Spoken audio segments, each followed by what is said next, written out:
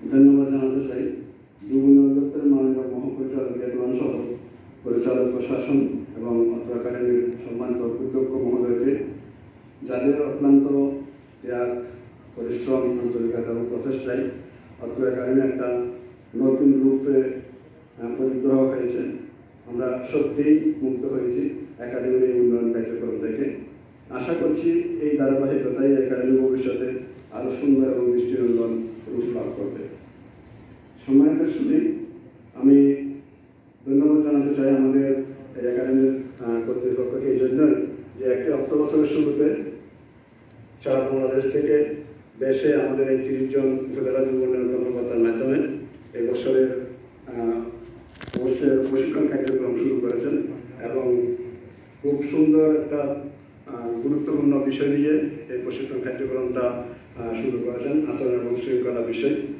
এই প্রশিক্ষণের মাধ্যমে আমরা শুধু নতুন নতুন কিছু জানছি তা নয়, আমরা যারা সারা বছর উপজেলা যুব উন্নয়ন দপ্তরের বিভিন্ন কার্যক্রম পরিচালনার পাশাপাশি উপজেলা প্রশাসনের বিভিন্ন কার্যক্রম পরিচালনা করতে করতে যখন কিছুটা হলেও ক্লান্তিবোধ করি, তখন আজকের এই প্রশিক্ষণ আমাদেরকে এখানে এসে কিছুটা স্বস্তি নিঃশ্বাস করতে সাহায্য করেছে আমাদের, এবং এই প্রশিক্ষণটা আমি মনে করি আমাদের একটা রিফ্রেশার্সের মতো পরিগণিত হয়েছে।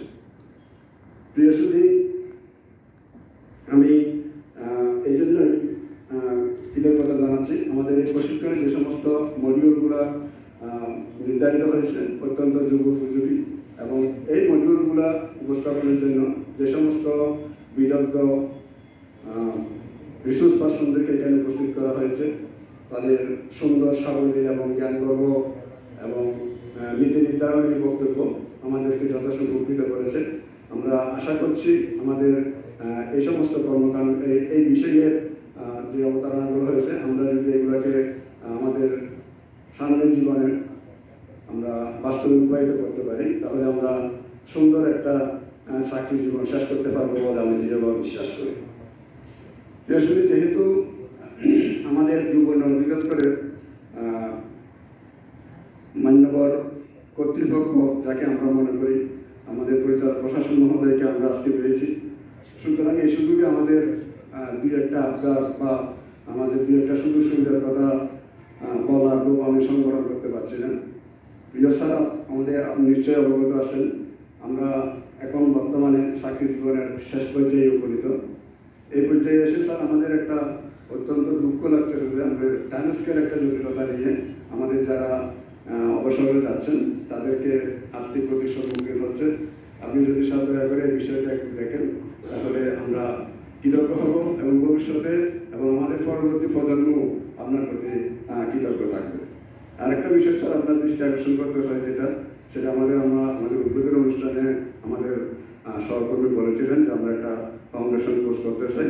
এই বিষয়ে আপনাদের স্যার আপনার সানুগ্রহ দৃষ্টি আমি আকর্ষণ করছি।